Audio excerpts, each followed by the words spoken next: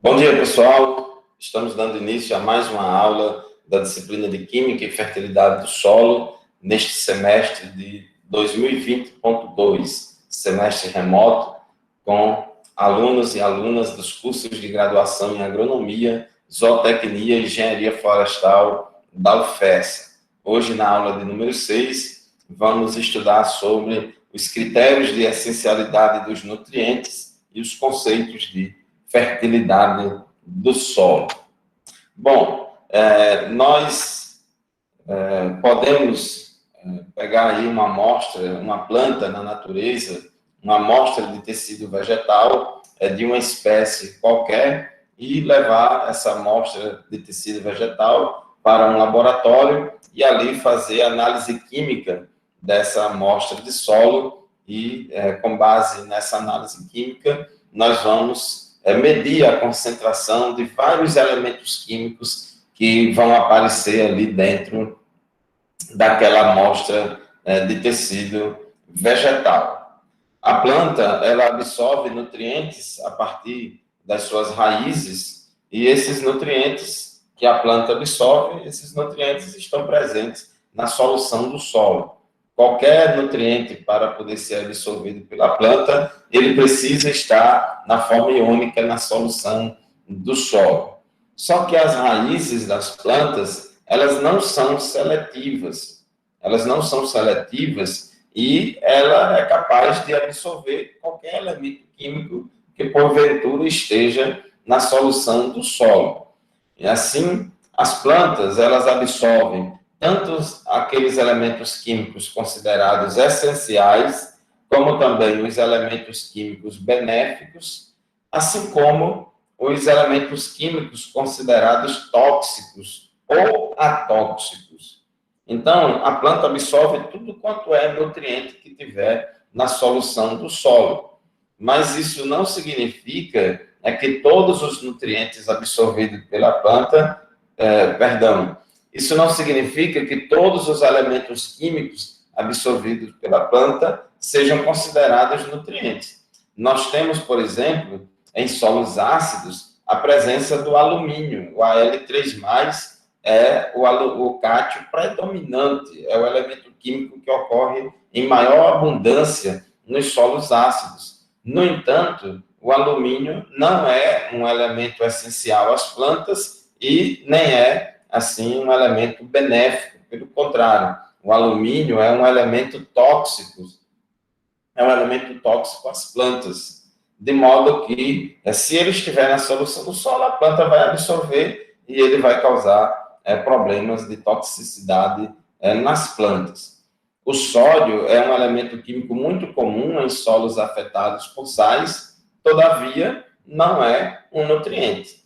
Então, são dois elementos químicos que estudamos bastante na ciência do solo, na química do solo, que é o alumínio e o sódio. No entanto, eles não são elementos essenciais às plantas. Eles não são considerados nutrientes. Então, aqui nós temos uma tabela com os resultados de uma análise química do tecido vegetal de uma planta. E nessa tabela de análise química está listada aqui os elementos considerados essenciais às plantas, os elementos que são considerados nutrientes. E claro que essa planta deve ter absorvido outros elementos químicos, mas aqui está apenas o resultado daqueles elementos químicos que são considerados essenciais às plantas. Então, nós temos, primeiramente, aqui os nutrientes que são provenientes da água, do CO2 e do oxigênio. Então, são nutrientes provenientes da água e do ar, né? São nutrientes que são a base da química orgânica, da química e da vida. Hidrogênio, carbono e oxigênio.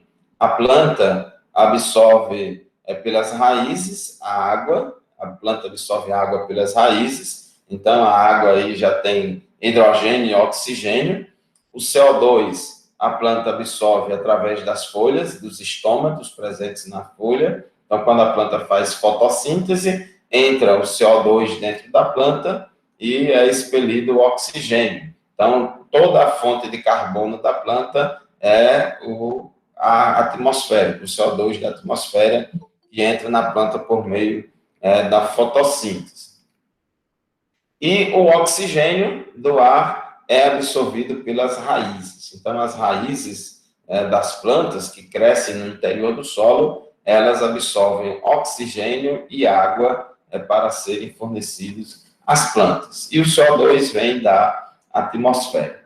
Então, nesse resultado aqui dessa análise química, isso aqui é um resultado, vamos dizer assim, específico de uma determinada amostra de planta. Outras espécies vai ter outra composição mineral e assim por diante. Mas isso aqui serve para ilustrar o que a gente se propõe aqui. Observe que aqui a concentração do nutriente na matéria seca, dado em gramas por quilo, Se você quiser saber em percentagem, é só dividir por 10. É só dividir por 10, então você tem um valor em percentagem. Mas aqui está em gramas por quilo, que é a unidade do sistema internacional que normalmente a gente utiliza para expressar os resultados de análise química. Então, a gente observa aqui que mais de 95%, exatamente aqui nessa amostra, 96% da matéria seca. O que é a matéria seca, gente? A matéria seca é o tecido vegetal colocado para secar a estufa a 69 graus, aproximadamente, até esse tecido vegetal ficar com peso constante. Então, você pega, por exemplo, uma amostra de folha, coloca na estufa, aquela folha está com teor de água elevado, então você coloca na estufa, a 69 graus centígrados aproximadamente, e aquela folha vai desidratando, vai perdendo água. Então, depois que ela para de perder água, ela atinge peso constante, então ali é a matéria seca. Então, esta é a definição de matéria seca. Então, mais de 95%, neste exemplo em particular, 96% do tecido da matéria seca é composta de hidrogênio, carbono e oxigênio. Então, são esses três elementos químicos que compõem a grande parte, a maior parte da matéria seca. Esses três elementos químicos aqui não são objeto de estudo da nutrição mineral de plantas. Isso aqui, esses elementos químicos são objetos de estudo da bioquímica, da fotossíntese, respiração, da química orgânica. Então, no nosso caso, na nutrição mineral de plantas, nós não estudamos esses nutrientes. Então, no dia a dia do manejo da adubação, no dia a dia do cultivo das plantas, a gente não se preocupa com esses três elementos químicos, porque eles são fornecidos pela água e pelo ar que a planta respira, ou pelo ar que a planta usa para fazer fotossíntese. A nossa preocupação maior, o objeto de estudo da nutrição mineral de plantas e também da fertilidade do solo, são os nutrientes provenientes do solo. Nutrientes provenientes do solo que são absorvidos pelas plantas por meio das raízes. Então, nós temos aqui nessa lista 14 elementos químicos que são considerados essenciais às plantas. 14 nutrientes. Outra coisa importante, gente, há uma diferença entre nutriente e elemento químico, tá certo? Não podemos confundir as coisas. Então, preste bem atenção essa questão dessa terminologia. Todo nutriente é um elemento químico, mas nem todo elemento químico é um nutriente. Nem todo elemento químico que você encontra dentro da planta é considerado nutriente, não. Mas todo nutriente é considerado elemento químico. Então, quando a gente fala de nutriente, a gente está se referindo única e exclusivamente aos elementos químicos que são essenciais às plantas. Quando a gente fala em nutriente para a planta, a gente está se referindo a um desses 14 elementos químicos, porque esses 14 elementos químicos são os únicos, são os elementos químicos considerados essenciais às plantas. Dentre eles, nós temos aqui 6 nutrientes que são exigidos em maiores quantidades pelas plantas e 8 nutrientes que são exigidos em pequenas quantidades pelas plantas.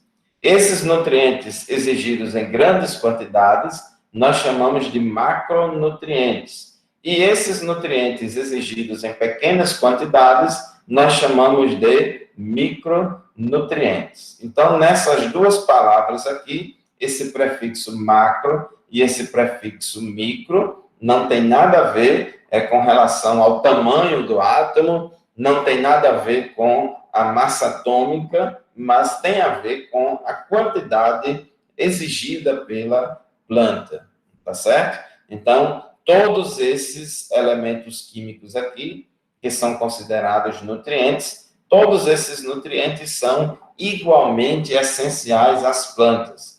Dentre esses 14 aqui, não tem um que você diga que é mais importante do que outro. Do ponto de vista fisiológico, todos os 14 são igualmente essenciais, embora uns sejam exigidos em maiores quantidades e outros sejam exigidos em menores quantidades.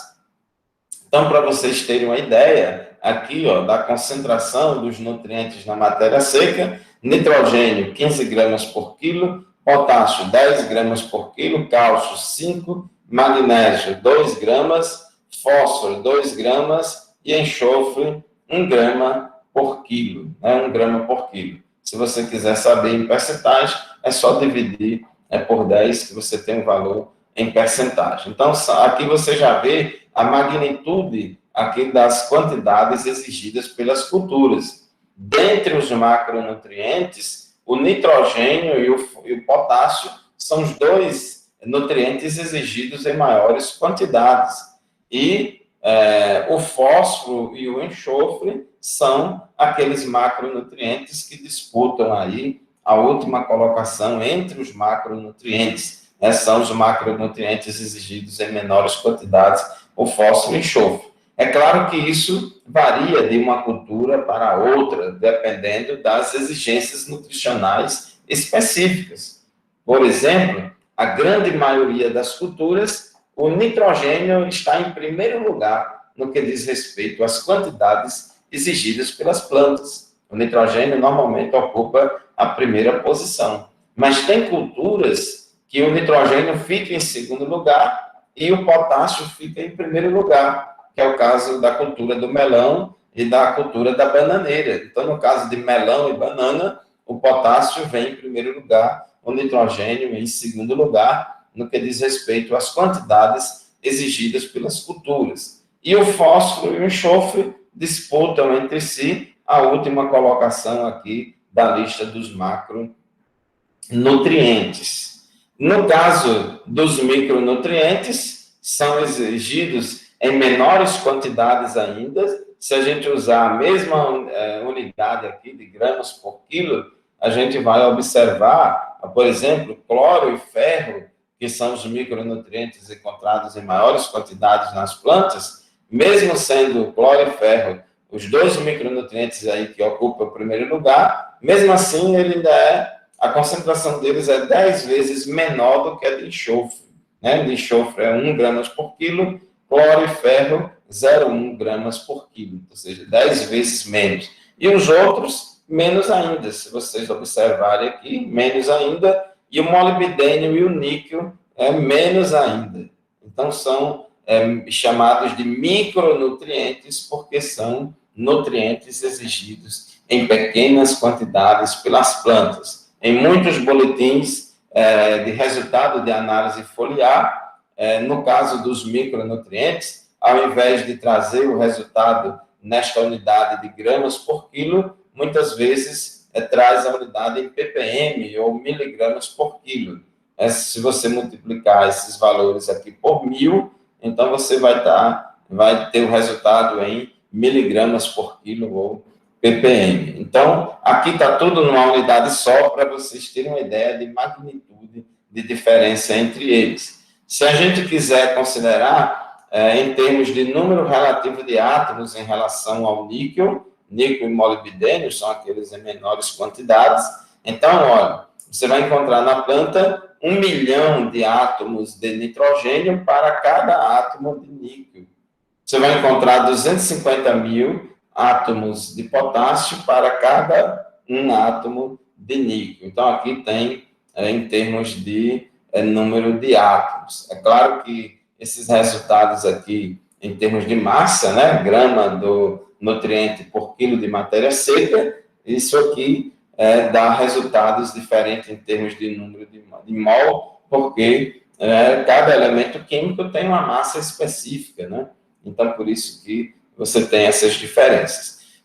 Outra coisa importante, que dentre esses macronutrientes, dentre os macronutrientes, o nitrogênio, o potássio e o fósforo, esses três chamados de NPK, N de nitrogênio, P de fósforo e K de potássio, dentre os macronutrientes, esses três são os nutrientes utilizados em maiores doses nas adubações. Então, no campo, na prática da adubação, no campo, a gente aplica, dentre todos os nutrientes, aqueles que a gente aduba em maiores doses, aplica em maiores quantidades para as plantas, é esse trio aí, NPK, nitrogênio, fósforo e potássio, por isso que eles são chamados de macronutrientes primários. Então, os macronutrientes primários são macronutrientes utilizados em grandes doses nas adubações.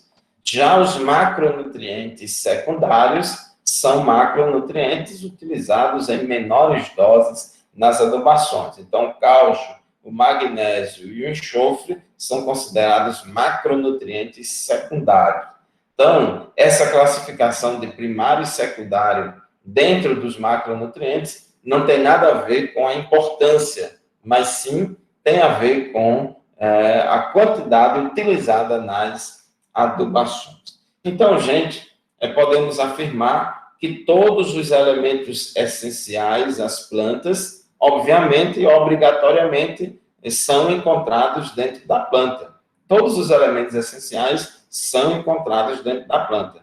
Mas nem todos os elementos químicos encontrados dentro da planta são essenciais.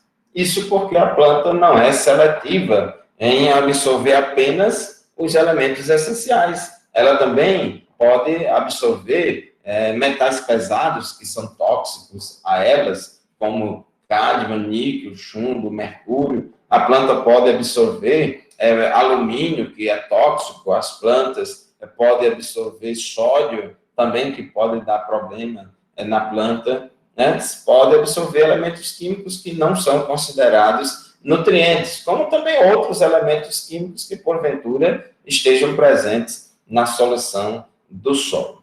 Alguma pergunta, gente? Alguma dúvida sobre tudo que a gente falou até aqui?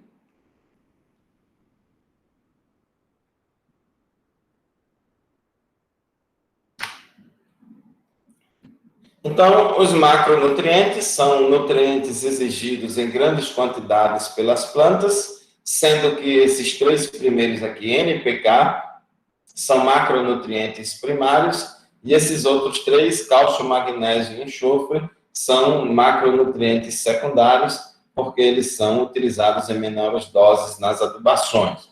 E os micronutrientes são esses aqui, porque são exigidos em pequenas quantidades pelas plantas. Então, como esses micronutrientes, a quantidade exigida é muito pequena, então é comum, muitas vezes, no resultado da análise foliar, a concentração desses nutrientes na matéria seca virem nesta unidade de miligramas por quilo, para evitar aquela ruma de zero depois da vírgula. Outra coisa importante, todos os nutrientes são elementos químicos, mas nem todos os elementos químicos são nutrientes, tá certo? Um elemento químico só pode ser considerado nutriente se ele atender a pelo menos 3 critérios de essencialidade. Então, a pesquisa científica na área de nutrição mineral de plantas já definiu há muitos anos atrás, quais são os critérios que a gente vai adotar para considerar e classificar se um elemento químico pode ser considerado ou não essencial para as plantas. E quando a gente diz essencial para as plantas, é para todas as espécies vegetais, tá certo? Então, esses critérios de essencialidade, já definidos aí há muitos anos, diz o seguinte: o primeiro deles, e os outros dois já são desdobramentos deste primeiro. Então, um elemento só pode ser considerado essencial à planta se, na ausência dele, a planta não conseguir completar seu ciclo de vida. O ciclo de vida da planta é como igual para todos os seres vivos: nascer, crescer, desenvolver e morrer. Então, na ausência do nutriente, a planta não consegue completar seu ciclo de vida. Às vezes, a planta lá, a semente germina, às vezes a semente germina, começa a crescer, mas depois morre. Ela não consegue completar seu ciclo de vida na ausência do elemento químico essencial, na ausência do nutriente. Agora, por que na ausência do elemento essencial, a planta não consegue completar seu ciclo de vida? É porque aquele elemento essencial, ele cumpre uma função específica na planta que não pode ser totalmente substituída por outro. Nós vamos ver daqui a pouco que alguns elementos químicos podem substituir parcialmente a função de um nutriente, mas não pode ser não pode substituir completamente. Então, esse elemento é considerado essencial porque a função dele não pode ser totalmente substituída por outro.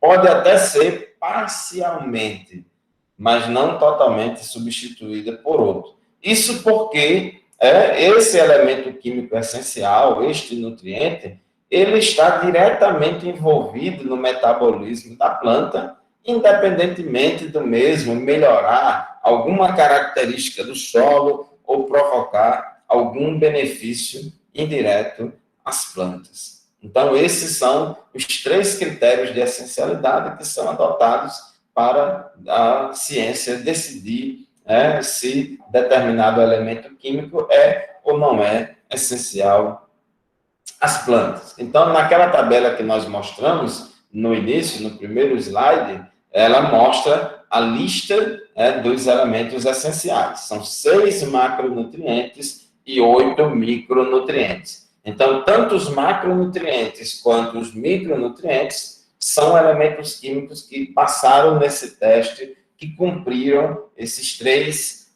critérios de essencialidade. No entanto, a gente pode, a pesquisa em química e fertilidade do solo, a pesquisa em nutrição mineral de plantas, a pesquisa em fertilidade do solo, tem detectado que, em algumas situações, alguns elementos químicos que não são nutrientes, não são essenciais às plantas, todavia, eles podem causar algum benefício às plantas, como é o caso do cobalto, do sódio e do silício. Então, no caso do cobalto, por exemplo, ele pode ajudar no crescimento e desenvolvimento de espécies leguminosas fixadoras de nitrogênio atmosférico. Por quê? Porque o cobalto ele é essencial para bactérias hospedeiras de leguminosas fixadoras de nitrogênio atmosférico. Então, o que é que acontece? O cobalto ajuda a bactéria e a bactéria ajuda a planta. Então, nesse caso, a planta está sendo beneficiada por um efeito indireto do cobalto. Agora, gente, se você não dependesse de fixação biológica, se você fornecer todo o nitrogênio que a planta precisa, então ela não ia ter, não ia precisar da fixação biológica de nitrogênio e muito menos do cobalto. Então, nessa situação, o cobalto pode ajudar a planta, trazer um benefício indireto. Outra coisa, outros elementos químicos podem substituir parcialmente, né? Então, aqui essa palavra é muito importante. Não é totalmente, é parcialmente a função dos elementos essenciais. O caso mais comum é a substituição de potássio por sódio em algumas funções relacionadas ao equilíbrio iônico interno das plantas. Então, o sódio ele pode substituir parcialmente o potássio. Inclusive, na prática, já tem sido demonstrado benefícios do sódio, por exemplo, na cultura do coqueiro. A cultura do coqueiro, cultivada em solo arenoso, em neossolo quartzarênico, que é um solo extremamente pobre em nutrientes, inclusive pobre também em potássio, numa situação como essa, você irrigando essa cultura do coqueiro com água salina, com água contendo sais dissolvidos nela, esse sódio pode ajudar a substituir parcialmente o potássio. Eu já participei de uma banca de defesa de tese e já de 2 bancas de defesa de tese, onde foi estudado isso aí.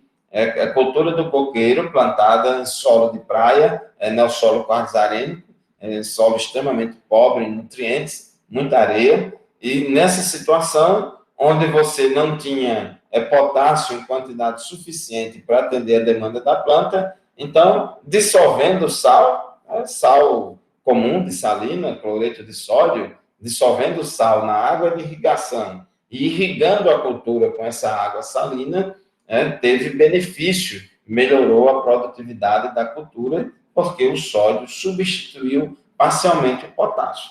Agora, numa situação como essa, se você adubar com potássio, se você fornecer o potássio para a planta em quantidade suficiente, então o sódio não ia ter nenhum benefício, porque o potássio já estava fazendo o papel dele. Então, o sódio só teria esse efeito benéfico quando na deficiência de potássio.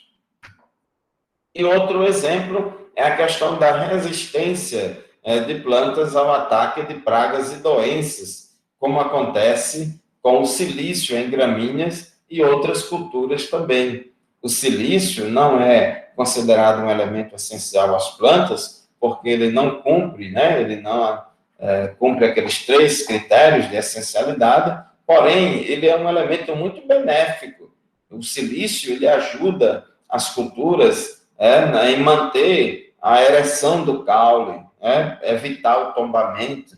Por exemplo, você tem muitos capins, muitas gramíneas, trigo, arroz, que são plantas que produzem grãos pesados, e o caule dessas plantas é bem fininho. Um pé de milho, uma cana-de-açúcar, porque aquele caule se mantém ereto e não tomba, não cai, capim-elefante, porque a grande quantidade de silício que tem ali no colmo da planta, no caule da planta, faz com que essa planta se mantenha em pé, se mantenha ereta. Então, isso é muito importante, o silício tem um papel importante nisso. O silício tem um papel importante em aumentar a resistência da epiderme das folhas, a epiderme da planta, contra a penetração de pragas e doenças nas plantas. Então, o silício ajuda até mesmo aí na fitossanidade. Então, mas não é considerado um elemento essencial. Se você não tiver o silício, a planta vai conseguir completar o seu ciclo de vida.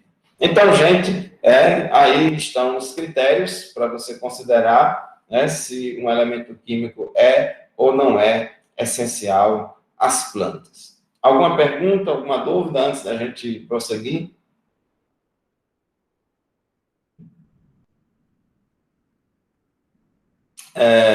Lembrando que a química do solo, ela estuda somente o solo, quanto à questão dos aspectos químicos. A nutrição mineral de plantas, ela estuda apenas a questão da absorção, assimilação, redistribuição e funções né, dos macro e micronutrientes que a gente acabou de ver. Então, a nutrição mineral estuda somente as funções de absorção e função desses nutrientes na planta. No caso da fertilidade do solo, a fertilidade do solo é uma disciplina, é a parte da ciência do solo, é uma especialidade da ciência do solo que integra a química do solo com a nutrição mineral de plantas. Então, a fertilidade do solo, ela depende da química do solo e depende da nutrição mineral de plantas. Então, se você fizer um experimento, só tiver solo, se trabalhou só com solo, então não pode ser considerado um experimento de fertilidade, foi de química do solo. Se no seu experimento trabalhou só com planta, então em solução nutritiva, hidroponia, etc. Então é um experimento de nutrição mineral de plantas. Fertilidade do solo é quando você tem o solo e a planta, né? Envolve o solo e a planta. Então, fertilidade do solo e produtividade das culturas. A produtividade de uma cultura é uma variável dependente de muitos fatores. A produtividade se a gente puder colocar isso aqui em linguagem de equação, né? A variável dependente produtividade Y, ela está em função ou depende de várias variáveis independentes, né? X1, X2, X3, X4, até X, etc. Então, a produtividade, né, que é a produção dividida por área, produtividade dado em quilos por hectare, toneladas por hectare, ou seja, a quantidade produzida dividida pela área é uma característica, é uma variável que depende de N fatores. Muitos fatores contribuem para aumentar ou diminuir a produtividade de uma cultura. Então, você tem diversos fatores relacionados ao solo, que vai influenciar a produtividade, fatores climáticos também, que vão influenciar a produtividade, tem a questão da genética da planta, do genótipo, que também vai influenciar na produtividade, o manejo que você adota no cultivo também vai influenciar, e tantos outros fatores que vão influenciar na produtividade das culturas. Então, quando você vai produzir, você não pode pensar em apenas otimizar o fator solo ou otimizar o fator planta. Não adianta você ter a melhor variedade, o melhor híbrido, o melhor cultivar, por exemplo, de milho, se você não planta no solo adequado, se você não aduba bem, né, se você não irriga bem, se você não maneja bem essa cultura, e assim por diante. Então, a produtividade depende de muitas coisas. Não é porque você gosta muito de fertilidade do solo, não é porque você gosta muito de nutrição mineral de plantas, que quando você for plantar aí na sua profissão, você não pode se preocupar apenas na adubação e deixar para lá a irrigação, negligenciar o controle de planta daninha, negligenciar o controle de praga, o controle de doença, utilizar uma semente de baixa produtividade, um cultivar que não produz bem, que não é adaptado ao nosso clima, se plantar na época errada. Então, nada disso vai adiantar. Não, eu vou plantar mandioca, eu vou plantar no solo pedregoso e raso. Não tem a mínima condição, você não vai produzir bem uma situação dessa. Então, são muitos fatores que influenciam a produtividade da cultura. E o fator solo, que influencia na produtividade, é um fator que também depende de vários aspectos relacionados aí à ciência do solo. O fator solo depende da fertilidade do solo, da química do solo, da física do solo, da biologia, né, da atividade microbiana, da mineralogia. Então, o próprio fator solo, ele também já depende de vários outros aspectos. Então, a coisa é muito complexa, de modo que você não pode se preocupar em apenas um fator e negligenciar os outros. Tem que se preocupar com todos os fatores que influenciam a produtividade das culturas.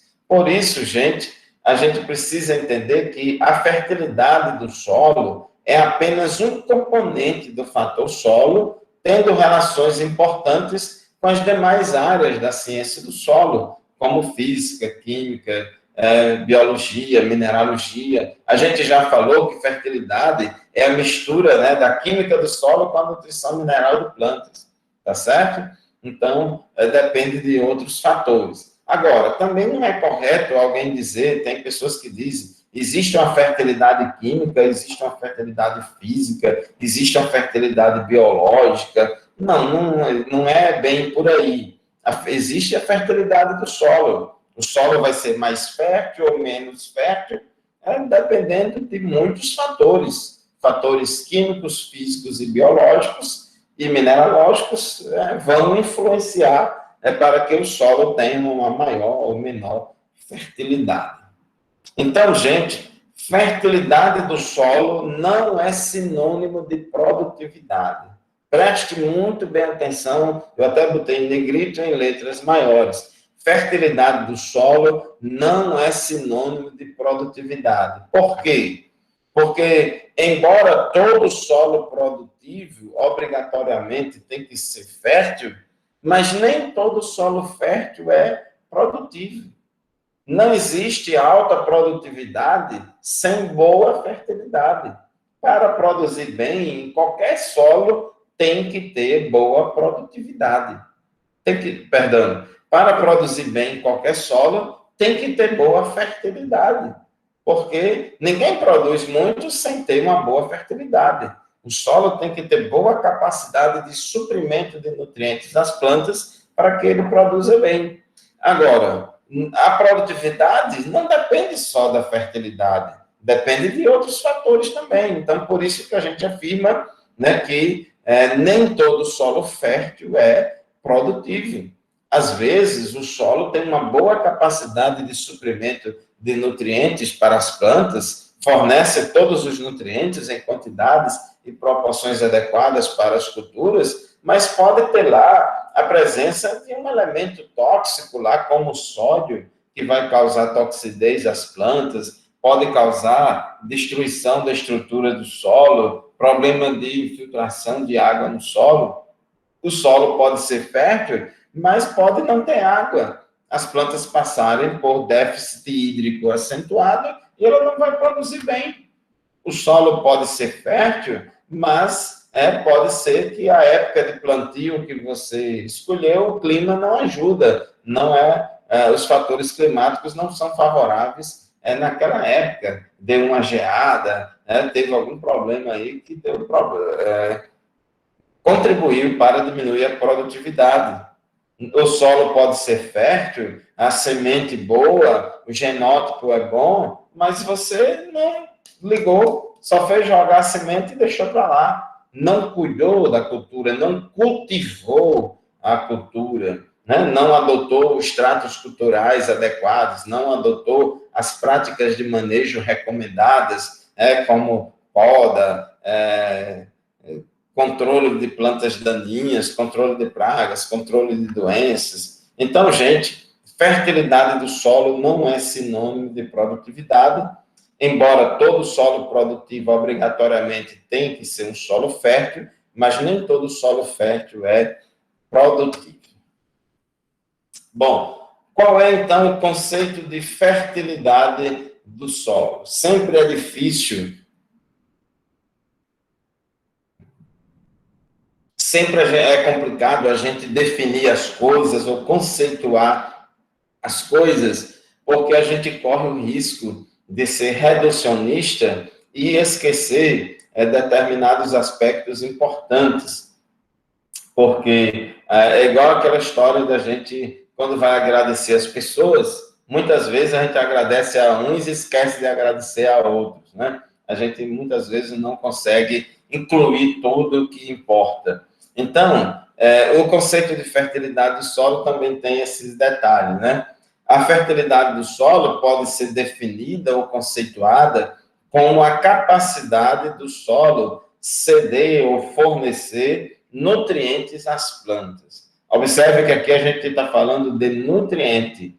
não estamos falando de elemento químico, estamos falando de nutriente, ou seja, está se referindo àqueles 14 nutrientes, os 6 macronutrientes e os 8 micronutrientes. Então, um solo fértil, portanto, é aquele que tem boa capacidade de suprir nutrientes para as plantas. E um solo de baixa fertilidade é aquele solo que tem pequena capacidade de suprimento de nutrientes para as plantas. Não é? Só que esse conceito de fertilidade não é tão simples assim. Tem outros aspectos importantes que devem ser considerados. Por exemplo, esse conceito aí não leva em conta a cultura, não leva em conta qual é a espécie vegetal que você vai cultivar na sua terra. Por quê? Porque as culturas têm demandas nutricionais diferentes.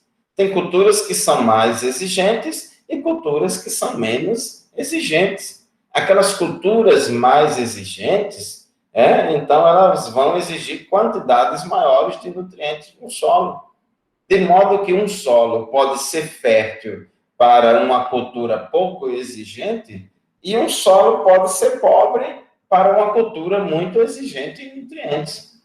Está entendendo como é que é as coisas? Então, pode ser que o solo seja fértil do ponto de vista de cultivar uma cultura pouco exigente e pode ser pobre se você for cultivar uma cultura muito exigente.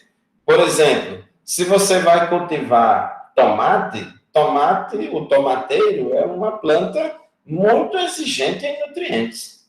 A cultura do tomate é uma cultura muito exigente em nutrientes. Então, o seu solo pode ser pobre para cultivar tomate. Mas se você for plantar sorgo, que já é uma cultura menos exigente em nutrientes, então aquele solo seu pode ser um solo de boa fertilidade para plantar sorgo. Então, isso acontece porque as culturas têm demandas nutricionais ou exigências nutricionais diferentes. Outro aspecto importante, as eficiências de absorção e de utilização de nutrientes pelas plantas também variam com a cultura. Tem cultura que é bastante econômica em termos nutricionais, mas já tem cultura que é muito gastadeira. Do mesmo jeito que tem pessoas que vivem bem com pouco dinheiro, tem outras pessoas que não conseguem viver bem, não produz nada com pouco dinheiro. Ela exige muito dinheiro para viver bem. Então, tem cultura que é assim. Tem cultura que só produz muito se tiver muito nutriente sobejando no solo. Já outra consegue fazer milagres. Ela consegue produzir muito, tem uma maior eficiência na aquisição do nutriente no solo. E o pouco que ela absorve, ela consegue fazer milagres. Com aquele pouquinho de nutriente que absorve, ela consegue utilizá-lo de forma muito eficiente e produzir bem. Então, observe aí que esse negócio de um solo de boa fertilidade, de fertilidade baixa, de melhor ou pior fertilidade, tem que levar em conta também a cultura. Outro aspecto importante, que essa definição de fertilidade do solo considera que a planta sempre atuará de forma passiva na aquisição de nutrientes do solo. É a capacidade do solo ceder nutrientes para as plantas. Essa definição considera que é como se a planta estivesse lá no campo, sentada com a boca cheia de dente, esperando os nutrientes chegarem.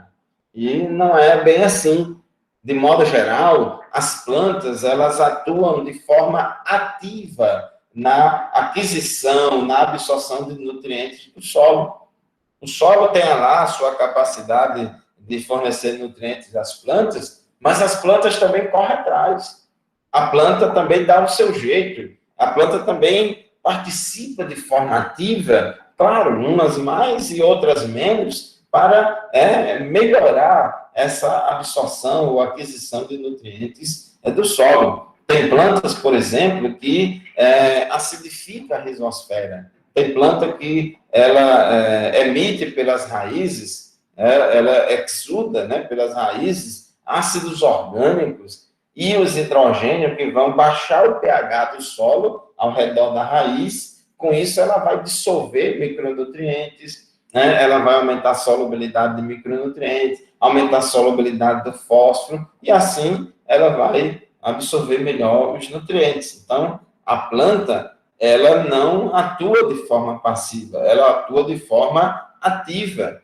Tem plantas, né, que até mesmo ela se liga, ela interage, faz simbiose com micro-organismos do solo, como, por exemplo,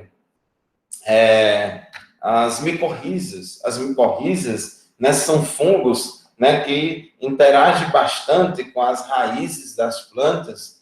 Esses fungos micorrízicos, eles infectam as raízes das plantas e as plantas fornecem para esses fungos, né, a seiva elaborada, os fotoassimilados para a nutrição do fungo, e, em contrapartida, esse fungo, ele cresce suas hifas em todas as direções, de uma maneira muito rápida, e as hifas desses fungos, elas são extremamente eficientes na absorção de água e nutrientes. E, com isso, essas hifas dos fungos micorrízico-arbusculares, elas vão funcionar como uma espécie de prolongamento ou extensão do sistema radicular das plantas, e assim melhora a absorção de nutrientes, notadamente de fósforo.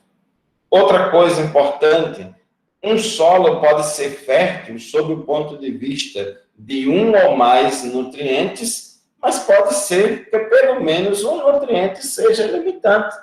Qual é o que diz a lei do mínimo? Nós vamos estudar lá no final desta disciplina as leis da fertilidade do solo, e uma dessas leis, chamada de lei do mínimo, diz que a produtividade de uma cultura ela é limitada por aquele nutriente que ocorre no solo em menor concentração em relação à necessidade da planta. Então, por mais que você encontre aí um solo que seja fértil, muitas vezes esse solo é fértil sob determinado ponto de vista, mas é pobre sob outro ponto de vista. Por exemplo, os solos derivados de calcário aqui da Chapada do Apodi, da região de Mossoró, Baraúna, Felipe Guerra. Então, o que é que acontece? Esses solos são, de modo geral, considerados solos férteis. Por quê? São considerados solos férteis? Porque eles não têm problema de toxidez por alumínio, não tem problema de toxidez por sódio, pelo menos na natureza. Tem alguns solos que já foram salinizados por causa de irrigação, e tem sódio hoje, mas isso aí é questão do homem, é salinização antrópica. Mas em termos naturais, esses solos não têm problema de alumínio, não tem problema de toxidez por sódio, não tem problema de acidez elevada, tem pH em torno de 7, então não tem problema de acidez. São solos de alta saturação por bases, tem teores elevados, né, de cálcio, magnésio e potássio, né, tem alta saturação por bases, teores elevados desses nutrientes, cálcio, magnésio e potássio. Então, eles são muito bons quando considera esses aspectos. Porém, esses solos são pobres em nitrogênio e fósforo. Os solos da Chapada do Apodi são ricos em cálcio, magnésio e potássio, mas são pobres em nitrogênio e fósforo, principalmente em fósforo. Principalmente em fósforo. Os teores de fósforo nos solos aqui da Chapada do Apodi são muito baixos, são extremamente baixos. Então, você não tem como produzir bem nesses solos se não fizer adubação fosfatada. Claro que isso vai depender de cultura para cultura. Eu já orientei 2 teses de doutorado aqui na região, aqui na FESA, uma com a cultura do sorgo e outra com a cultura do tomate, nesses solos pobres aqui, todos dois tambissolo derivado de calcário, lá de Baraúna, e a gente percebeu que na dose zero de fósforo, sem adubar com fósforo, a planta de sorgo ainda conseguiu completar o seu ciclo e produziu um pouquinho lá de sorgo, né? Produziu alguma coisa de sorgo. Mas nesse mesmo solo, a gente plantou também um experimento com tomate. E na dose zero de fósforo no tomate, sem adubação fosfatada, todas as plantas de tomate morreram. todas as plantas, as mudas morreram. A gente plantou tomate de muda, né? A gente semeou na bandeja, depois levou a muda para o campo, e a gente plantou lá no campo, a muda pegou, mas com poucos dias, todas as plantas de tomate, da dose zero, elas morreram por causa da deficiência de fósforo. Então, o tomate é uma cultura tão exigente em fósforo que não aguentou sobreviver nesse solo pobre em fósforo aqui da Chapada do Apodi, enquanto que o sorgo sobreviveu, completou o seu ciclo, porém produziu pouco, não produziu muito, produziu pouco.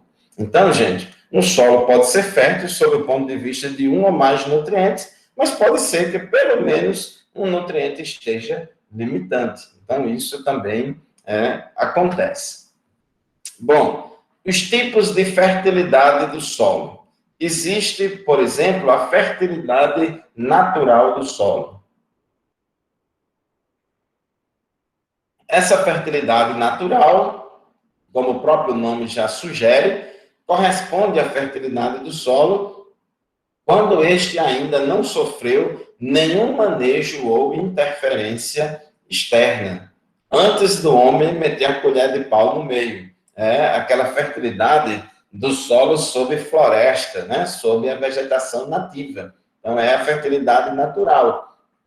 E esse conceito de fertilidade natural é bastante utilizado na classificação de solos, inclusive utiliza-se o conceito de distrófico e eutrófico para se referir, né, a essa fertilidade natural. Um solo distrófico é aquele que tem saturação por bases menor do que 50%. E um solo eutrófico é aquele que tem saturação por bases maior do que 50%, maior ou igual a 50%. A ideia aqui é que o solo distrófico é um solo pobre em nutrientes, é um solo de baixa fertilidade, e o solo eutrófico é um solo rico em nutrientes, é um solo de boa fertilidade. Só que, mesmo assim, para solos tropicais, que têm CTC baixa, esse conceito também tem as suas limitações. Aqui você tem essa tabela, dois exemplos, dois solos, um eutrófico e outro distrófico. Então, nesse primeiro caso, esse solo é eutrófico, porque a saturação por bases, lembra lá daquelas fórmulas? Não esqueça essas fórmulas, viu? Não esqueçam. V é a saturação por bases, é igual à soma de bases, dividido pela CTC a pH7, vezes 100. Então, aqui tem, por isso que a unidade é em percentagem. A soma de bases é o quê? É o somatório dos teores de cálcio, magnésio, potássio e sódio. E a CTC é igual à soma de bases mais a acidez potencial, ou soma de bases mais hidrogênio mais alumínio. A unidade de CTC e de soma de bases é centimol de carga por decímetro cúbico. Então, observe o seguinte, este primeiro solo aqui é considerado eutrófico porque tem saturação por bases igual ou superior a 50%. E este é considerado distrófico porque a saturação por bases dele é menor do que 50%. Então, se você avaliar só esta variável, você pode ser levado a crer que este solo aqui, ele é mais fértil do que esse outro aqui, só por causa desses valores de saturação por base. Mas observe que neste primeiro solo aqui, a CTC é igual a 3 centimol de carga por decímetro cúbico, enquanto que desse outro, a CTC é igual a 15 centimol de carga por decímetro cúbico. Então, o que é que acontece? 67% de 3 é igual a 2. 47% de 15 é igual a 7. Então, em termos absolutos, que é o que importa, a quantidade de cálcio, magnésio, potássio, em termos absolutos, esse solo aqui só tem 2 centimol de carga por decímetro cúbico de soma de bases, enquanto este outro tem 7 centimol de carga por decímetro cúbico.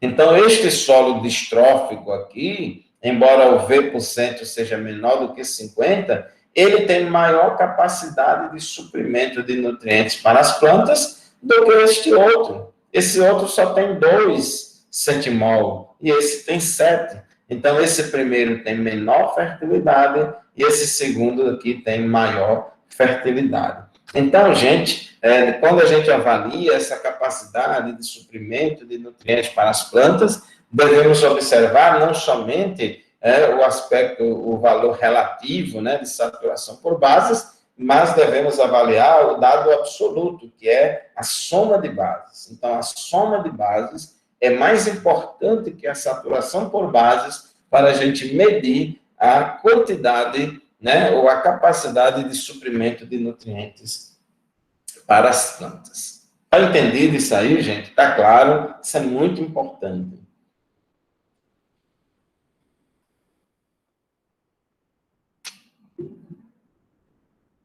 A fertilidade atual é a fertilidade que o solo apresenta após receber práticas de manejo, como calagem e adubação. Ela dá uma ideia da fertilidade de um solo já trabalhado. Então, a fertilidade atual é a fertilidade daquele solo que já foi desmatado, aquele solo que já não é mais o solo nativo, né, que a natureza nos deixou, é um solo que já vem sendo cultivado, já foi desmatado, já plantou alguma coisa nele, já fez calagem ou adubação, ou plantou qualquer coisa. Então, o solo, quando começa a entrar no processo de cultivo, então a gente já fala em fertilidade atual. Essa fertilidade atual, ela muda constantemente, ela é muito dinâmica. Toda vez que você cultiva a terra, você vai alterando a fertilidade do solo. Então, ela deve ser interpretada considerando as práticas de manejo anteriormente adotadas. Se você fez uma calagem há 2, 3 anos atrás, então esse solo deve estar com pH um pouco maior, deve ter alguma coisa de cálcio e magnésio, quando comparado a esse mesmo solo que não recebeu calagem. Se você irrigou ou não irrigou, se você adubou com adubo orgânico, ou adubo químico ou não, tudo isso vai alterar o espaçamento entre linhas, incorporação dos resíduos, do resto de cultura, enfim, tudo que você faz no solo vai alterando e vai mexendo com